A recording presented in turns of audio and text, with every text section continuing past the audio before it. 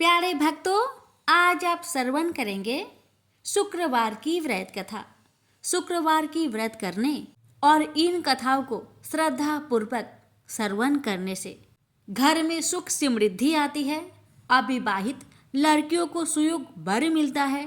निसंतान दंपतियों को संतान सुख की प्राप्ति होती है। शारीरिक कष्टों से मुक्ति मिलती है। वैवाहिक जीवन सुखमय होता है। कुंडली में शुक्र ग्रह से शुभ फल की प्राप्ति होती है। हर मनोकामना पूर्ण होती है। आज के दिन यानी शुक्रवार के दिन जो भी भक्त आज के दिन व्रत रखकर इन कथाओं को श्रद्धा भक्ति के साथ पूरा श्रवण करता है, उसकी मनोकामना भगवान माता रानी अवश्य पूर्ण करती है। प्यारे भक्तों, आज की इस वीडियो में आप सभी श्रवण करेंगे शुक्रवार व्रत में सुनी जाने वाली संपूर्ण कथा एक साथ। इन कथाओं को प्रत्येक शुक्रवार के दिन एक बार अवश्य सुने। जो व्रत करते हैं वो तो अवश्य सुने, और जो भक्त नहीं व्रत रख रहे हैं वे भी इन कथाओं को सुनकर शुक्र भगवान और माता की कृपा प्राप्त कर सकते हैं। तो आइए पहले श्रवण करते हैं शुक्र भगवान की व्रत कथा। प्रेम से बोलिए शुक्र भगवान की जय। मानिकपुर नगर में 3 मित्र रहते थे। उनमें से एक काष्ट, एक ब्राह्मण और एक वैश्य था। वे तीनों हमेशा साथ साथ रहते थे। तीनों का विवाह हो चुका था। ब्राह्मण और काष्ट के लड़कों का गौना हो चुका था, लेकिन वैश्य पुत्र का नहीं। उसके दोस्त उसे अक्सर कहा करते थे कि तुम अपनी पत्नी को उसके मायके से क्यों नहीं लाते। तब वैश्य पुत्र धनराज ने अपनी पत्नी कुसुम को लाने का निश्चय कर लिया। अगले ही दिन धनराज ने माता पिता से अपनी पत्नी कुसुम को लेने जाने की बात कही। उसकी बात सुनकर वे हैरान होते हुए बोले, बेटे, अभी शुक्र अस्त हो रहा है, इसलिए अभी बहू को लाना उचित नहीं है। वह नहीं माना। वह कुसुम को लाने ससुराल पहुंच गया। ससुराल में धनराज की खूब आवभगत की गई। धनराज ने कुसुम को विदा करने के लिए कहा तो उसके सास ससुर बोले, बेटे, अभी शुक्र अस्त हो रहा है, ऐसे में लड़की को विदा नहीं करते। कुछ दिन ठहर जाओ, फिर हम कुसुम को खुशी खुशी विदा कर देंगे। लेकिन धनराज वहां भी जीत पर अड़ गया और कुसुम को लेकर ही वहां से विदा हुआ। धनराज कुसुम को जब अपने घर ले जा रहा था तो अचानक बैल तेजी से भागने लगे। रास्ते में पड़े पत्थर से टकराने से गाड़ी का पहिया टूट गया। फलस्वरूप कुसुम को काफी चोट आई। दोनों को आगे की यात्रा पैदल ही करनी पड़ी। सुनसान रास्ते से गुजरते हुए डाकुओं ने उन्हें लूट लिया। उनका सारा धन, आभूषण और वस्त्र छीन लिए। किसी तरह से घर पहुंचे। दूसरे ही दिन घर में धनराज के बिस्तर पर सांप चढ़ गया और उसे डस लिया। सेठ जी ने बड़े बड़े चिकित्सक बुलवाए, मगर कोई भी चिकित्सक जहर उतारने में सफल नहीं हुआ। दूर दूर से सपेरे बुलाए गए, लेकिन कोई भी धनराज को नहीं बचा सका। धनराज की मृत्यु हो गई। उसी समय पंडितों ने सेठ जी को एक बात बताई कि आपके बेटे ने शुक्र अस्त होने पर बहू को विदा करा लाने की भूल की है। यदि आप शुक्रवार की पूजा अर्चना करें और बहू शुक्रवार का व्रत करे तथा कथा सुनकर प्रसाद ग्रहण करे तो शुक्र देवता की अनुकंपा से धनराज पुनः जीवित हो सकता है। सेठ जी ने पंडितों की बात मानकर अपने मृत बेटे और बहू को वापस उसके ससुराल भेज दिया। कुसुम ने अपने घर पहुंचकर शुक्रवार का व्रत और पूजा पाठ की। उसने अपने पति की गलती के लिए शुक्र देवता से क्षमा मांगी। फलस्वरूप धनराज जीवित हो उठा। धनराज के जीवित हो जाने से घर में खुशियां भर गई। उधर धनराज के माता पिता ने बेटे के जीवित होने का समाचार सुना तो शुक्रवार का व्रत किया और गरीबों को अन्न, वस्त्र और धन का दान किया। शुक्र के उदय होने पर धनराज अपनी पत्नी कुसुम के साथ घर लौट आया। दोनों पति पत्नी शुक्रवार का विधिवत व्रत करते हुए शुक्र की पूजा करने लगे। उनके घर में धन्य धान्य की वर्षा होने लगी। उनके सभी कष्ट दूर होते चले गए। परिवार में सभी आनंद पूर्वक रहने लगे। प्रेम से बोलिए शुक्र भगवान की जय। वैभव लक्ष्मी जी की व्रत कथा। मनोहर एक प्राइवेट फर्म में साधारण पद पर कार्य करता था। जितना वेतन मिलता था उसमें घर खर्च मुश्किल से ही पूरा हो पाता था। यही कारण था कि वह धन का यथोचित संग्रह नहीं कर पाया। उसने इतना अवश्य किया था कि अपनी लड़की रचना को अच्छी शिक्षा दिलाने में लापरवाही नहीं बरती थी। रंजना जितनी खूबसूरत थी उतनी ही गुणवान व बुद्धिमान थी। समय के साथ साथ उसने यौवन की दहलीज पर कदम रखा। एक दिन मनोहर की पत्नी माधवी ने कहा, सुनो जी, लड़की अब सयानी हो गई है, इसके बारे में कुछ सोचा है आपने? मनोहर ने कहा, तुम चिंता क्यों करती हो? भाग्यवान, हमारी बिटिया में क्या कमी है? वह सुंदर है, गुणवान है, बुद्धिमान है। इसका हाथ मांगने के लिए तो लड़के वाले की लाइन लग जाएगी, तुम देखती रहना। लेकिन माँ तो माँ ही होती है। उसे बदलते समय का अनुभव भी था। वह जानती थी कि दहेज की समस्या के दिन प्रतिदिन बढ़ती ही जा रही है और दहेज ना देने पर तरह तरह के घटने वाली दुर्घटनाओं से भी वह परिचित थी। समय का चक्र निर्वाध गति से चलता रहा। रंजना ने शिक्षा भी पूरी कर ली। उसने बीए प्रथम श्रेणी से पास करके घर में खुशियां ला दी थी। लेकिन माँ को तो बस एक ही चिंता थी, किसी भी तरह रचना के हाथ पीले हो जाए। पिछले कुछ दिनों में मनोहर को भी रंजना की शादी की चिंता सताने लगी थी और वह योग्य वर की तलाश में जुट गया था। वह जहां भी जाता दहेज की मांग मुंह बाए खरी मिलती। सीधा साधा मनोहर दुनियादारी से परिचित था। उसने तो यही सोचा था कि उसकी लड़की की शादी उसके गुण व रूप के कारण कहीं भी हो जाएगी। लेकिन जब वास्तविकता सामने आई तो वह भी हताश हो गया। एक दिन मनोहर ऑफिस में अपनी सीट पर मुंह लटकाए बैठा था। तभी उसकी सहकर्मी धन सिंह उसके पास आया और पूछा, मनोहर क्या बात है, मुंह लटकाए क्यों बैठे हो? सब कुछ ठीक ठाक तो है ना? मनोहर ने अपनी सारी समस्या उसके सामने रखी तो वह बोला, आजकल माँ वैभव लक्ष्मी के काफी चमत्कार सुनने में आ रहे हैं। चारों तरफ उन्हीं की जय जयकार हो रही है। सुना है माँ वैभव लक्ष्मी हर समस्या का समाधान चुटकियों में ही कर देती है। मेरा तो कहना है कि तुम भी उनकी शरण में चले जाओ। बिटिया के लिए योग वर खुद ब खुद तुम्हारे द्वार पर आ जाएगा। धन सिंह की बातों से मनोहर का विवेक जाग उठा और उसने पत्नी सहित माँ वैभव लक्ष्मी के 21 शुक्रवार तक व्रत रखने का संकल्प लिया। व्रत के दिन पति पत्नी माँ का ही गुणगान करते रहे और शाम को पूजन कर भोजन करते हैं। इस तरह जब 7वें शुक्रवार का व्रत था, उसी दिन उसकी फर्म का मालिक सेठ दीनदयाल उसके घर पहुंचा। उन्हें देखकर पहले तो मनोहर चौंका, फिर आओ भगत में जुट गया। सेठ दीनदयाल ने मनोहर से कहा, मनोहर बुरा न मानना, तो मैं एक बात कहूँ। मनोहर ने कहा, आप भी कैसी बातें करते हैं सेठ जी, आप तो बस आदेश करें। सेठ दीनदयाल ने कहा, तुम्हारी बेटी रचना मुझे और मेरे लड़के राजेश को बहुत पसंद है। मैं चाहता हूँ कि इन दोनों की शादी कर दी जाए। तुम्हें कोई आपत्ति हो तो मुझे कहो।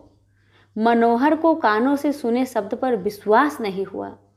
अपनी प्रसन्नता को मन में दबाते हुए बोला, सेठ जी, कहा आप राजा भोज के सामान और कहा मैं गंगू तेली जैसा।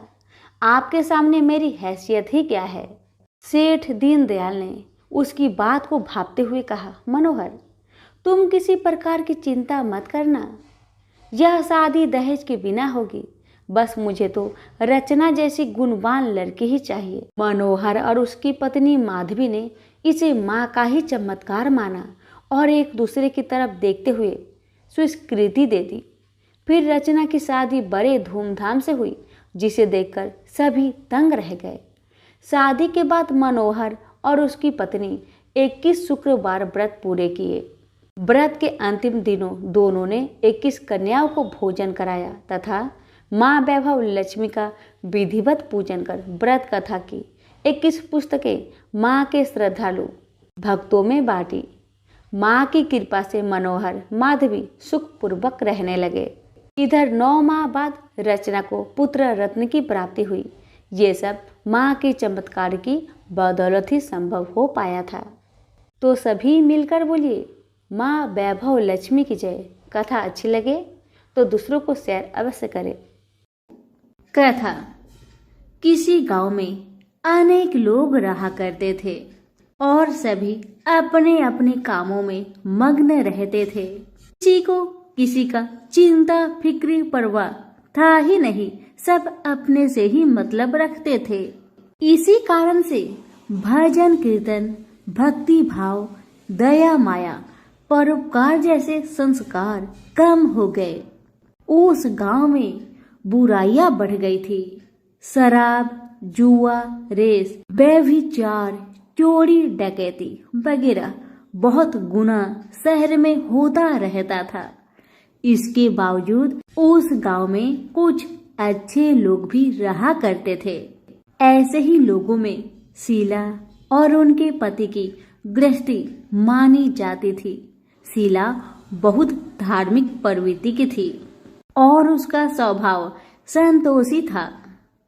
उनका पति भी विवेकी और सुशील था। शीला और उसका पति कभी किसी की बुराई नहीं किया करते थे और प्रभु भजन में अच्छी तरह समय व्यतीत करते थे। शहर के लोग उनकी गृहस्थी की सराहना करते थे। देखते ही देखते दिन बीतने लगा, समय बदल गया। शीला का पति बुरे लोगों से दोस्ती कर बैठा। अब होना क्या था वो तो हम सभी जानते हैं। अच्छे संगति का असर हमेशा अच्छा ही होता है, बुरा संगति का असर हमेशा बुरा ही होता है। इसलिए हमें हमेशा अच्छे संगति से संगत रखना चाहिए, बुरे से नहीं। अब जब शीला का पति बुरे लोगों से दोस्ती कर बैठा, अब वह जल्द से जल्द करोड़पति बनने का ख्वाब देखने लगा। इसलिए वह गलत रास्ते पर चल पड़ा। फलस्वरूप वह रोडपति बन गया। कहा जाता है ना, लालच बुरी बला है, इसलिए लालच नहीं करना चाहिए। अपना ईमानदारी और मेहनत से आगे बढ़ना चाहिए। अब जब शीला का पति रोडपति बन गया, यानी रास्ते पर भटकते भिखारी जैसी उसकी हालत हो गई थी। शराब, जुआ, रेस, चरस, गांजा वगैरह बुरी आदतों में शीला का पति भी फंस चुका था। दोस्तों के साथ उसे भी शराब की आदत बुरी तरह लग गई थी। इस प्रकार उसने अपना सब कुछ रेस जुए में गवा दिया। अब तो शीला अपने पति के बर्ताव से बहुत दुखी रहने लगी, किंतु उसे भगवान पर भरोसा था कि सब कुछ ठीक हो जाएगा। यही सोचकर वह अपने पति के बुरे बर्ताव को सहने लगी। शीला अपना अधिकांश समय प्रभु की भक्ति में बिताने लगी। अचानक एक दिन दोपहर को उनके द्वार पर किसी ने दस्तक दिया। शीला ने द्वार खोलकर देखा कि एक माझी खड़ी थी। उनके चेहरे पर अलौकिक तेज निखर रहा था। उनकी आंखों में से मानो अमृत की वर्षा हो रहा था। उनका भव्य चेहरा करुणा और प्यार से छलक रहा था। उनको देखते ही शीला के मन में अपार शांति छा गई। सारी चिंता मिट गई। शीला के रोम रोम में आनंद छा गया। शीला उस माझी को आदर के साथ अपने घर ले आई। दुख का बात यह था कि शीला के घर में बैठाने के लिए कुछ भी नहीं था कि माझी को किस पर बैठाया जाए। बेचारी यह सोच विचार के उसने एक सकुचाकर एक फटी हुई चादर पर उनको बिठाया। और शीला ने कहा, माँ जी, मेरे घर में और कुछ भी नहीं है जो मैं आपको बैठा सकूं, इसलिए माँ मुझे माफ करना, मैं आपको फटी हुई चादर पर बैठा रही हूँ। माँ तो शीला की बातों से मंद मंद मुस्कुरा रही थी। माँ तो शीला की हर कहानी को जानती थी कि उसका पति उसके साथ कैसा व्यवहार कर रहा है। बेचारी कितने दुख में है। शीला के बातें सुन माँ जी प्रेम भरी शब्दों से बोली, शीला, क्यों मुझे तुमने पहचाना नहीं? हर शुक्रवार को लक्ष्मी जी के मंदिर में भजन कीर्तन के समय मैं ही तो वहाँ आती हूँ। इसके बावजूद शीला कुछ नहीं समझ पा रही थी। फिर माँ जी ने कहा, तुम बहुत दिनों से मंदिर नहीं आ रही हो, अतः मैंने सोचा चलो मैं ही देख लेती हूँ। माँ जी के अति प्रेम भरे शब्दों से शीला का हृदय पिघल गया। उसकी आंखों में आंसू आ गए और वह बिलख बिलख कर जोर जोर से रोने लगी।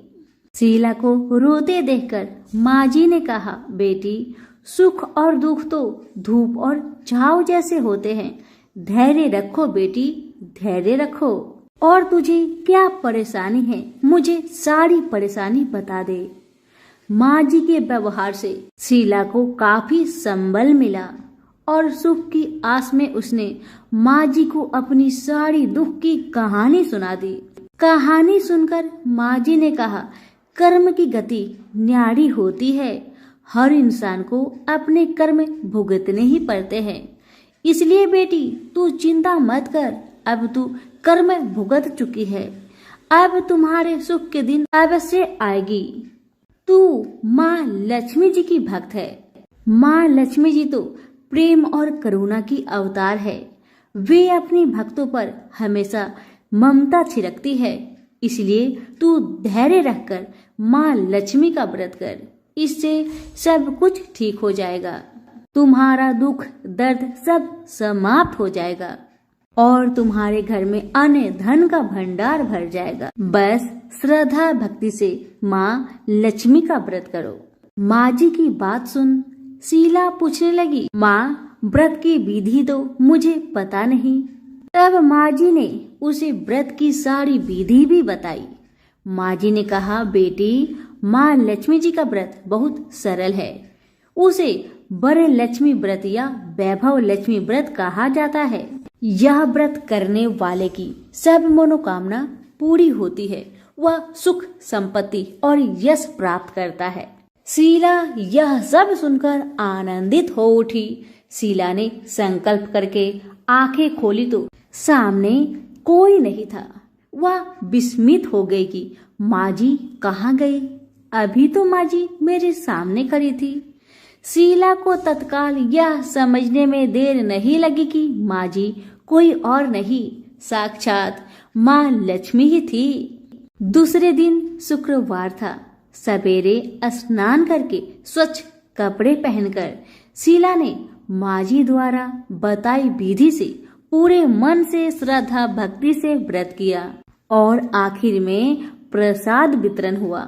यह प्रसाद पहले पति को खिलाया। प्रसाद खाते ही पति के स्वभाव में फर्क पड़ गया। माँ लक्ष्मी की कृपा से उसका पति जिस दिन प्रसाद खाया उस दिन अपनी पत्नी को मारा पीटा नहीं, सताया भी नहीं। शीला को बहुत अच्छा लगा।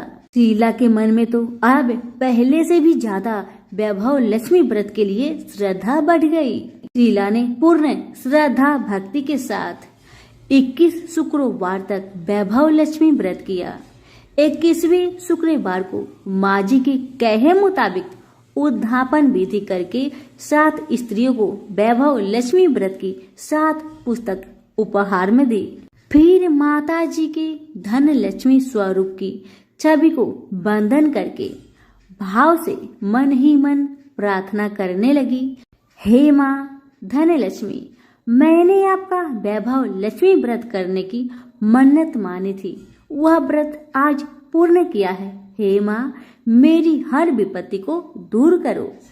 हमारा सबका कल्याण करो। जिसे संतान ना हो माँ उसे संतान देना, सौभाग्यवती स्त्री का सौभाग्य को माँ अखंड रखना, कुंवारी लड़कियों को मन भावन पति देना।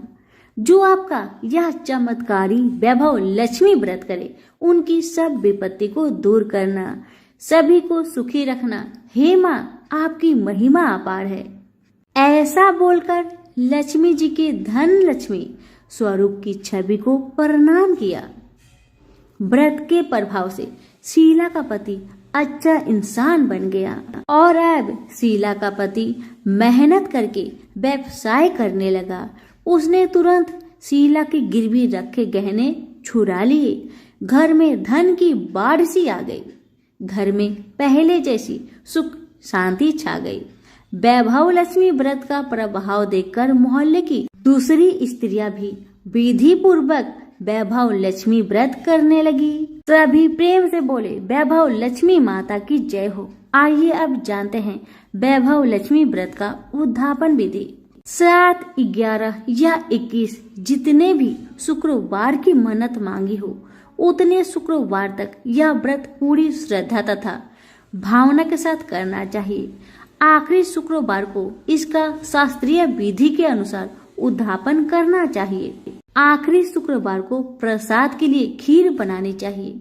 जिस प्रकार हर शुक्रवार को हम पूजन करते हैं वैसे ही करना चाहिए। पूजन के बाद माँ के सामने एक श्रीफल फोड़े, फिर कम से कम 7 कुंवारी कन्या या सौभाग्यशाली स्त्रियों को कुमकुम का तिलक लगाकर माँ वैभव लक्ष्मी व्रत कथा की किताब की एक प्रति उपहार में देनी चाहिए और सबको खीर का प्रसाद देना चाहिए।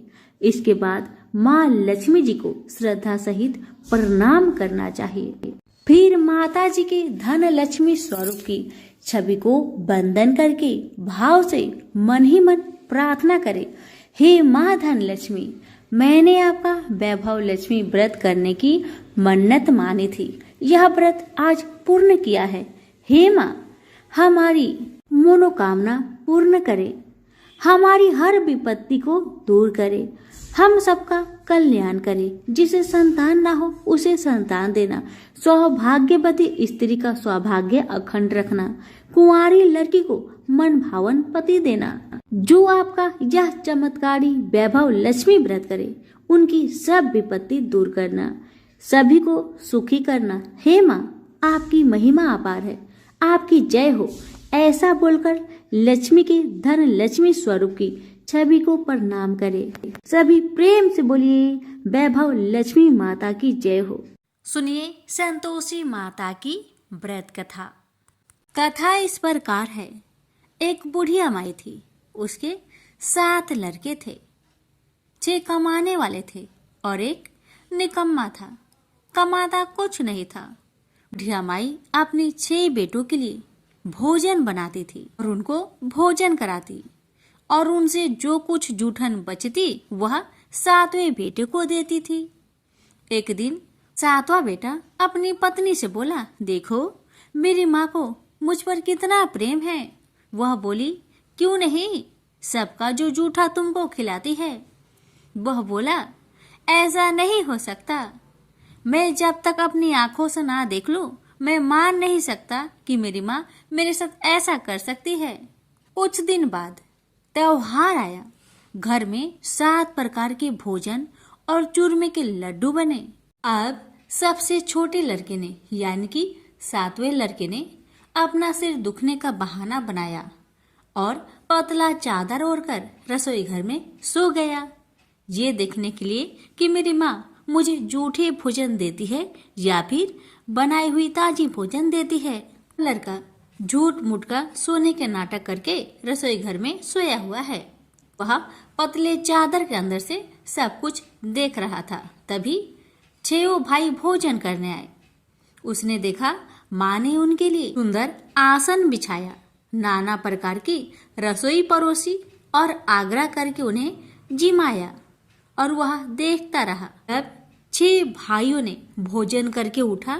तब माँ ने क्या किया कि उनकी बची हुई भोजन, जूठी भोजन थालियों में से इकट्ठा करके सभी लड्डुओं के टुकड़ों को उठाकर एक लड्डू बनाया और सभी जूठन को साफ करके बुढ़िया ने अपने सबसे छोटे लड़के को पुकारा, बेटा 6 भाई भोजन करके चले गए, अब तू ही बाकी है, उठ और खाना खा ले।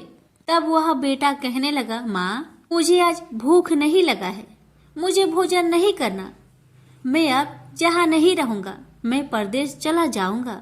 अपने बेटे की बातें सुन माँ ने कहा, बेटा तू कल जाना चाहता है ना, कल क्यों जाएगा, तुम आज ही चला जा। तब बेटा बोला, हाँ माँ मैं आज ही चला जा रहा हूँ। यह कहकर वह घर से निकल गया। चलते समय पत्नी की याद आई, वह गौशाला में उपले थाप रही थी। वहां जाकर वह बोला, हम जावे परदेश, आवेंगे कुछ काल, तुम रहियो संतोष से, धर्म अपनो पाल। पत्नी बोली, जाओ पिया आनंद से, हमरो सोच हटाए, राम भरोसे हम रहे, ईश्वर तुम्हें सहाय। 2 निशानी आपन, देख धरो में धीर, सुधी मती हमारी, बिसारियो रखियो मन गंभीर। पति बोला, मेरे पास तो कुछ नहीं, यह अंगूठी है, सुले और अपनी कुछ निशानी मुझे भी दे। पत्नी बोली, मेरे पास क्या है, यह गोबर से भरा हाथ। यह कहकर पति की पीठ पर गोबर के हाथ की थाप मार दी। अब पति चल दिया। चलते चलते दूर देश पहुंचा। वहां एक साहूकार की दुकान थी। वहां जाकर कहने लगा, भाई मुझे नौकरी पर रख लो। साहूकार को जरूरत थी तो वह बोला, रह जाओ। लड़के ने पूछा, तनख्वाह क्या दोगे? तो साहूकार ने कहा, तुम्हारा काम देखकर तब हम दाम देंगे। साहूकार की नौकरी मिली। वह सुबह 7 बजे से 10 बजे तक नौकरी करने लगा। कुछ दिनों में दुकान का सारा लेन देन, हिसाब किताब, ग्राहकों को माल बेचना, सारा काम करने लगा। साहूकार के 7-8 नौकर थे। वे सब चक्कर खाने लगे। यह तो बहुत होशियार बन गया है। सेठ ने भी काम देखा और 3 महीने में ही उसे आधे मुनाफे का हिस्सेदार बना लिया। वह कुछ वर्ष में ही नामी सेठ बन गया और मालिक सारा कारोबार उस पर छोड़कर चला गया। इधर पति की अनुपस्थिति में उसकी पत्नी को सास ससुर दुख देने लगे। सारी गृहस्थी का काम करा के उसे लकड़ी लेने जंगल में भेजते हैं।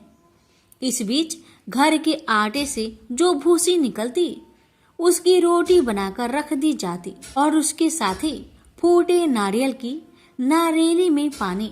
एक दिन वह लकड़ी लेने जा रही थी। रास्ते में बहुत सी स्त्रियां संतोषी माता की व्रत करते दिखाई दी। वह लड़की खड़ी होकर कथा सुनने लगी और पूछा, बहनों तुम किस देवता की व्रत करती हो और उसके करने से क्या फल मिलता है? यदि तुम इस व्रत का विधान मुझे समझाकर कहोगी तो मैं तुम्हारा बड़ा एहसान मानूंगी। तब उनमें से एक स्त्री बोली, सुनो बहन, यह संतोषी माता का व्रत है। इसके करने से निर्धनता, दरिद्रता का नाश होता है और जो कुछ मन में कामना हो सब संतोषी माता की कृपा से पूरी होती है। तब उसने उससे व्रत की विधि पूछी।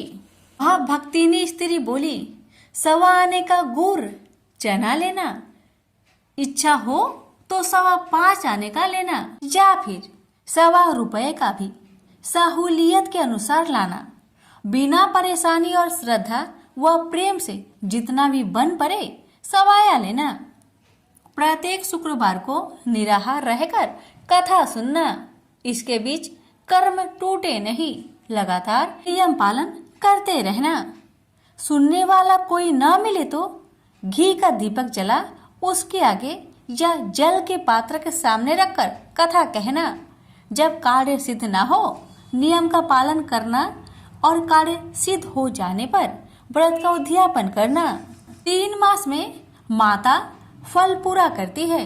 यदि किसी के ग्रह खोटे भी हो तो भी माता वर्ष भर में कार्य सिद्ध करती है। फल सिद्ध होने पर उद्यापन कर लेना चाहिए, बीच में नहीं। उद्यापन में 2.5 सेर आटे का खाजा तथा इसी परिमाण में खीर तथा चने का साग करना। 8 लड़कों को भोजन कराना, जहाँ तक मिले देवर जेठ भाई बंधु के हो, न मिले तो रिश्तेदारों और पास पड़ोसियों को बुलाना। उन्हें भोजन करा, यथाशक्ति दक्षिणा दे, माता का नियम पूरा करना। उस दिन घर में खटाई न खाना। यह सुन बुढ़िया माई के लड़के की बहू चल दी। रास्ते में लकड़ी की बोझ को बेच दिया और उन पैसों से गुड़ चना ले माता की व्रत की तैयारी कर आगे चली और सामने मंदिर देखकर पूछने लगी, यह मंदिर किसका है? सब कहने लगे, संतोषी माता का मंदिर है। यह सुनकर माता के मंदिर में जाकर चरणों में लौटने लगी, दीन हो विनती करने लगी, माँ मैं निपट अज्ञानी हूँ, व्रत के कुछ भी नियम नहीं जानती, मैं दुखी हूँ। हे माँ जगत जननी मेरा दुख दूर कर, मैं तेरी शरण में आई हूँ। माता को दया आई। एक शुक्रवार बीता कि दूसरे को उसके पति का पत्र आया और तीसरे शुक्रवार को उसका भेजा हुआ पैसा आ पहुंचा। यह देख जेठ जेठानी मुंह सिडोकने लगी, लड़के ताने देने लगे, काकी के पास पत्र आने लगे, रुपया आने लगा। अब तो काकी की खातिर बढ़ेगी। बेचारी सरलता से कहती, भैया कागज आवे रुपया आवे, हम सब के लिए अच्छा है। ऐसा कहकर आंखों में आंसू भरकर संतोषी माता के मंदिर में आ मातेश्वरी के चरण में गिरकर रोने लगी, माँ मैंने तुमसे पैसा कब मांगा है माँ? मुझे पैसे से क्या काम है माँ? मुझे तो अपने सुहाग से काम है। मैं तो अपनी स्वामी के दर्शन मांगती हूँ माँ। तब माता ने प्रसन्न होकर कहा, जा बेटी तेरा स्वामी आएगा। यह सुनकर खुशी से बावली होकर घर जा पहुंची, अपना काम काज करने लगी। अब संतोषी माँ विचार करने लगी, इस भोली पुत्री को मैंने कह तो दिया कि तेरा पति आएगा, लेकिन कैसे? वह तो इसे सपने में भी याद नहीं करता। उसे याद दिलाने को मुझे ही जाना पड़ेगा। इस तरह माता जी उस बुढ़िया के बेटे के पास जा सपना में प्रकट हो कहने लगी, साहूकार के बेटे तुम सो रहा है या जागता है? वह कहने लगा, माता मैं सोता भी नहीं जागता भी नहीं, कहो क्या आज्ञा है? माता कहने लगी, तेरे घर बार कुछ है कि नहीं? वह बोला, मेरे पास सब कुछ है माँ, माँ बाप है, पत्नी है, क्या कमी है माँ? माँ बोली, भोले पुत्र तेरी पत्नी घोर कष्ट उठा रही है, तेरे माँ बाप उसे परेशान कर रहे हैं, वह तेरे लिए तरस रही है, तू उसकी सुधि ले। वह बोला, हाँ माता जी यह तो मालूम है, परंतु जाऊं तो कैसे? परदेश की बात है, लेन देन का कोई हिसाब नहीं है, कोई जाने का रास्ता भी नहीं आता, कैसे चला जाऊं? माँ कहने लगी, मेरी बात मान, सवेरे नहा धोकर संतोषी माता का नाम ले, घी का दीपक जला, दंडवत कर दुकान पर बैठ, देखते देखते तेरा सारा लेन देन चुक जाएगा, जमा का माल बिक जाएगा, साज होते होते धन का भारी ढेर लग जाएगा। माता की बात मानकर वह नहा धोकर संतोषी माता को दंडवत घी का दीपक जला। थोड़ी देर में देने वाले रुपए लाने लगे, लेने वाले हिसाब लेने लगे, कोठे में भरे सामान की खरीदारी नगद दाम में दे सौदा करने लगे। शाम तक धन का भारी ढेर लग गया।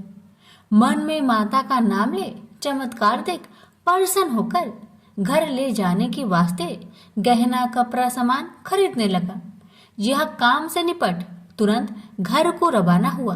उधर उसकी पत्नी जंगल में लकड़ी लेने जाती है। लौटते वक्त माता जी के मंदिर में विश्राम करती है। वह तो उसके प्रतिदिन रुकने का जो स्थान ठहरा। धूल उड़ती देख वह माता से पूछती है, हे माता यह धूल कैसे उड़ रही है?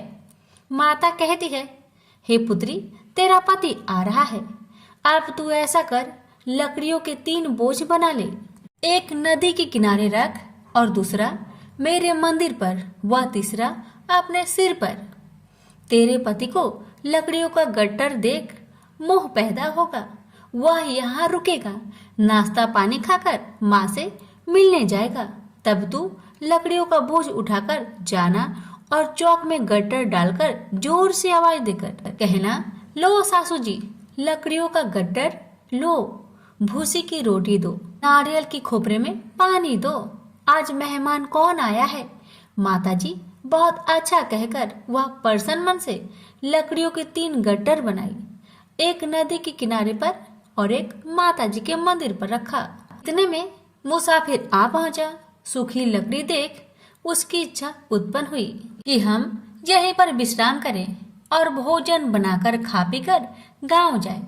इसी तरह रुककर भोजन बना, विश्राम करके गांव को गया, सबसे प्रेम से मिला। उसी समय सिर पर लकड़ी का गट्टर लिए वह उतावली सी आती है, लकड़ियों का भारी बोझ आंगन में डालकर जोर से 3 आवाज देती है, लो सासू जी, लकड़ियों का गट्टर लो, भूसी की रोटी दो, आज मेहमान कौन आया है। यह सुनकर उसकी सास बाहर आकर अपने दिए हुए कष्टों को भुलाने हेतु कहती है, बहू ऐसा क्यों कहती है, तेरा मालिक ही तो आया है, आ बैठ, मीठा भात खा, भोजन कर, कपड़े पहन, गहने पहन। उसकी आवाज सुन उसका पति बाहर आता है, अंगूठी देख व्याकुल हो जाता है और माँ से पूछता है, माँ यह कौन है। माँ ने कहा, बेटा यह तेरी पत्नी है, जब से तू गया है तब से सारे गांव में भटकती फिरती है, घर का कामकाज कुछ नहीं करती, 4 पहर आकर खा जाती है। वह बोला, ठीक है माँ, मैंने इसे भी देखा और तुम्हें भी, अब दूसरे घर की ताली दो, मैं उसमें रहूंगा। माँ बोली, ठीक है, जैसी तेरी मर्जी। तब वह दूसरे मकान की तीसरी मंजिल का कमरा खोल सारा सामान जमाया। एक दिन में ही राजा के महल के जैसा ठाट बाट बन गया। अब क्या था, बहू सुख भोगने लगी। इतने में शुक्रवार आया। उसने पति से कहा, मुझे संतोषी माता का व्रत उद्यापन करना है। पति बोला, खुशी से कर लो। वह उद्यापन की तैयारी करने लगी। जेठानी के लड़कों को भोजन के लिए कहने गई। उन्होंने मंजूर किया, परंतु पीछे से जेठानी ने अपने बच्चों को सिखाया, देखो भोजन के समय खटाई मांगना, जिससे उसका उद्यापन पूरा ना हो। अब तो बच्चे जिमने आए, खीर खाना पेट भर के खाए, परंतु बाद में खाते ही कहने लगे, हमें खटाई दो, खीर खाना हमको नहीं भाता, देखकर आरुचि होती है। वह कहने लगी, भाई खटाई किसी को नहीं दी जाएगी, यह माँ संतोषी का प्रसाद है। लड़के उठ खड़े हुए, बोले, पैसे लाओ। भोली बहू कुछ जानती नहीं थी, वह उन बालकों को पैसे दे दिए। लड़के उसी समय हट करके इमली खटाई ले खाने लगे। यह देखकर बहू पर माताजी ने कोप किया। राजा के दूत उसके पति को पकड़कर ले गए। जेठ जेठानी मन माने वचन कहने लगे, लूट लूट कर धन इकट्ठा कर लाया है, अब सब मालूम पड़ जाएगा जब जेल की मार खाएगा। बहू से यह सहन नहीं हुआ। रोती हुई बहू माताजी के मंदिर गई, कहने लगी, हे माता, तुमने क्या किया, हंसाकर अब भक्तों को रुलाने लगी। माता बोली, बेटी तूने उद्यापन करके मेरा व्रत भंग किया है। वह कहने लगी, माता मैंने कुछ अपराध किया है क्या? मैंने तो भूल से लड़कों को पैसे दे दिए थे, मुझे क्षमा करो, मैं फिर तुम्हारा उद्यापन करूंगी। माँ बोली, अब भूल मत करना। माँ कहती है, अब भूल नहीं होगी, अब बतलाओ वो कैसे आएंगे। माँ बोली, जा पुत्री, तेरा पति तुझे रास्ते में आता मिलेगा। वह निकली, राह में पति आता मिला। वही पूछी, कहाँ गए थे? वह कहने लगा, इतना धन जो जमाया है उसका टैक्स राजा ने मांगा था, वह भरने गया था। वह प्रसन्न हो बोली, भला हुआ, अब घर को चलो। कुछ दिन बाद फिर शुक्रवार आया। फिर वह बोली, मुझे माता का उद्यापन करना है। पति ने कहा, करो। पत्नी फिर जेठ के लड़कों को भोजन को कहने गई। ठानी ने 1-2 बातें सुनाई, सब लड़कों को सिखाने लगी, तुम सब लोग पहले ही खटाई मांगना। लड़के भोजन से पहले कहने लगे, हमें खीर नहीं खाना, हमारा जी बिगड़ता है, कुछ खटाई खाने को दो। वह बोली, खटाई किसी को नहीं मिलेगा, आना हो तो आओ। वह ब्राह्मण के लड़के को लाकर भोजन कराने लगी। यथाशक्ति दक्षिणा की जगह एक एक फल उन्हें दिया। संतोषी माता प्रसन्न हुई। माता की कृपा होते ही 9वें मास में उसके चंद्रमा के समान सुंदर पुत्र प्राप्त हुआ। पुत्र को पाकर प्रतिदिन माता जी के मंदिर में जाने लगी। माँ ने सोचा, यह रोज आती है, आज क्यों न आई, इसके घर चलो। यह विचार कर माता ने भयानक रूप बनाया। गुड़ चने से सना मुख, ऊपर सूर्य के समान होठ, उस पर मक्खियां भीन भीन कर रही थी। दहली पर पैर रखते ही उसकी सास चिल्लाई, देखो रे देखो, कोई चुड़ैल डाकिन चली आ रही है, लड़कों इसे भगाओ नहीं तो किसी को खा जाएगी। लड़के भागने लगे, चिल्लाकर खिड़की बंद करने लगे। बहू रोशनदान में देख रही थी। प्रसन्नता से पगली बन चिल्लाने लगी, आज मेरी माँ मेरे घर आई है, आज मेरी माता मेरे घर आई है। वह बच्चों को दूध पीने से हटाती थी। इतने में सास का क्रोध फट पड़ा।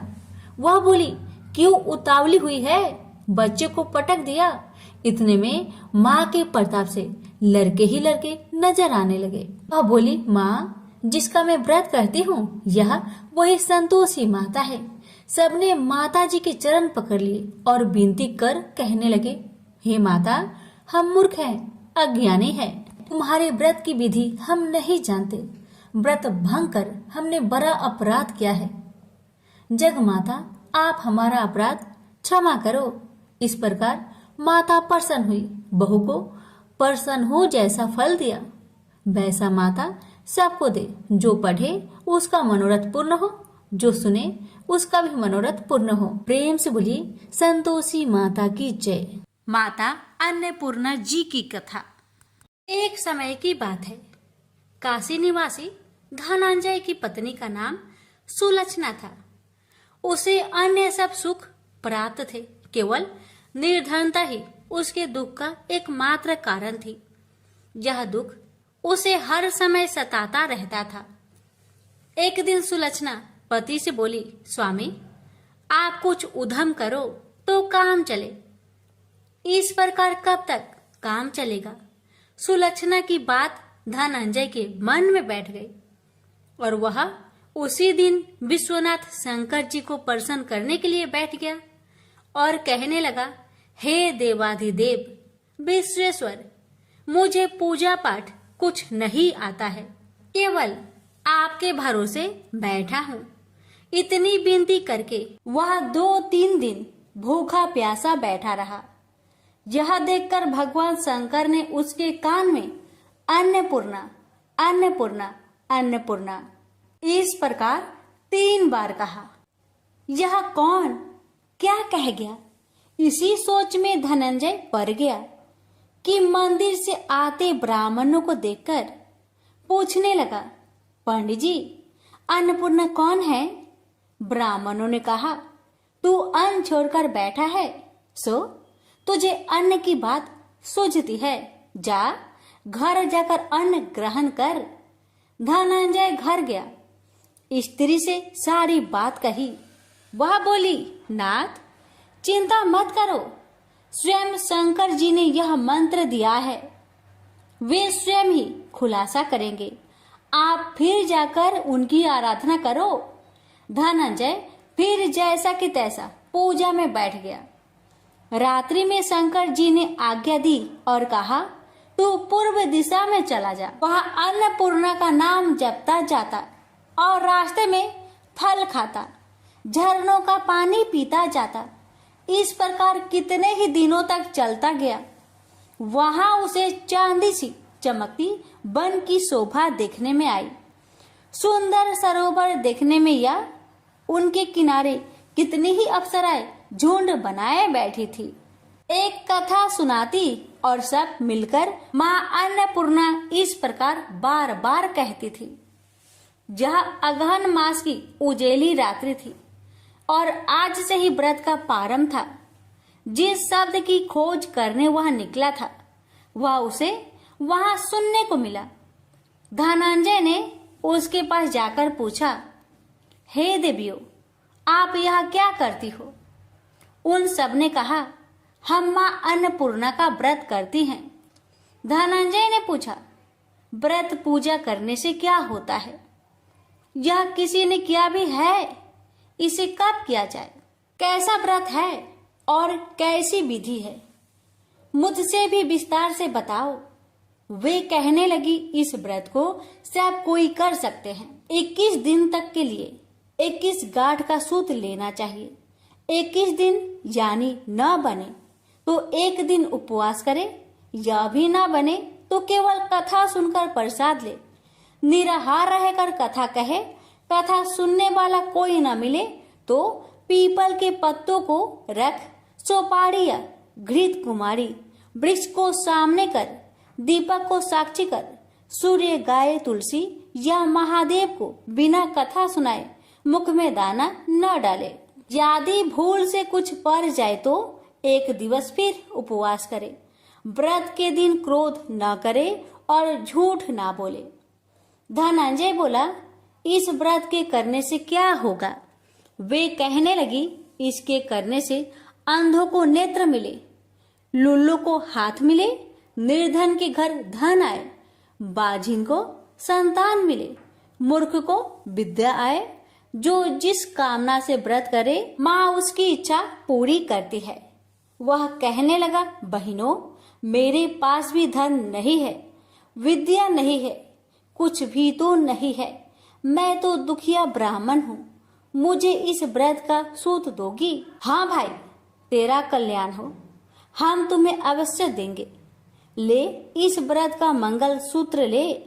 धनंजय ने व्रत किया। व्रत पूरा हुआ। तभी सरोवर में से 21 खंड की स्वर्ण सीढ़ी हीरा मोती जड़ी हुई प्रकट हुई। धनंजय अन्नपूर्णा अन्नपूर्णा कहता जाता था। इस प्रकार कितनी ही सीढ़ियां उतर गया तो क्या देखता है कि करोड़ों सूर्य से प्रकाशमान अन्नपूर्णा का मंदिर है। उसके सामने स्वर्ण सिंहासन पर माता अन्नपूर्णा विराजमान है। सामने भिक्षा हेतु शंकर भगवान खड़े हैं। देवांगनाएं चवर डुलाती है। कितनी ही हथियार बांधे पहरा देती है। धनंजय दौड़कर जगदम्बा के चरणों में गिर गया। देवी उसके मन का कलेश जान गई। धनंजय कहने लगा, माता, आप तो अंतर्यामी हो, आपको अपनी दशा क्या बताऊं? माता बोली, मेरा व्रत किया है, जा, संसार तेरा सत्कार करेगा। माता ने धनंजय की जिह्वा पर बीज मंत्र लिख दिया। अब तो उसके रोम रोम में विद्या प्रकट हो गई। इतने में क्या देखता है कि वह काशी विश्वनाथ के मंदिर में खड़ा है। माँ का वरदान ले धनंजय घर आया। सुलक्षणा से सब बात कही। माता जी की कृपा से उसके घर में संपत्ति उमड़ने लगी। छोटा सा घर बहुत बड़ा गिना जाने लगा। जैसे शहद के छत्तों में मक्खियां जमा होती है, उसी प्रकार अनेक सगे संबंधी आकर उसकी बड़ाई करने लगे।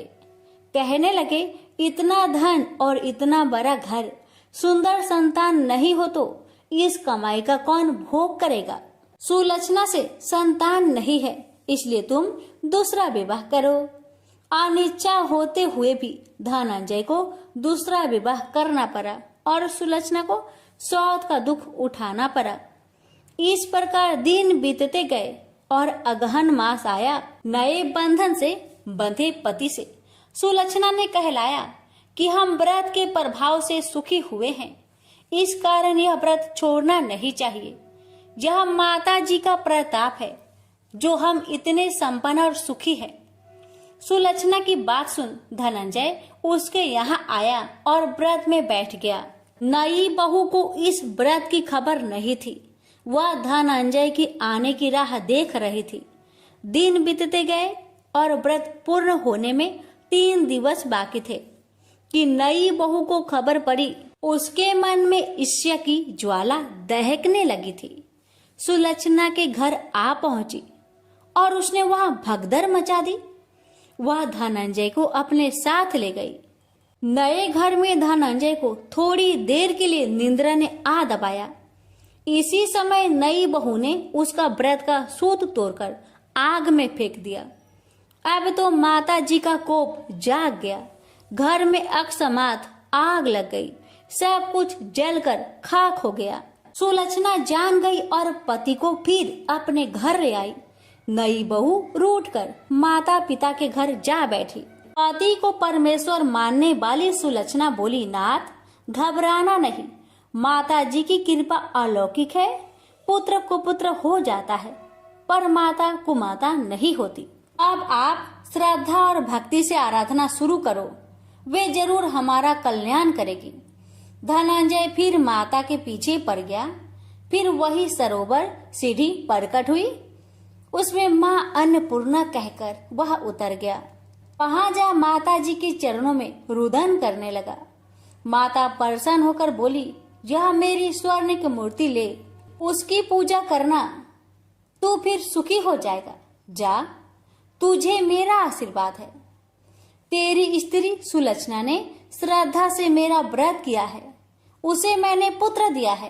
धनंजय ने आंखें खोली तो खुद को काशी विश्वनाथ के मंदिर में खड़ा पाया।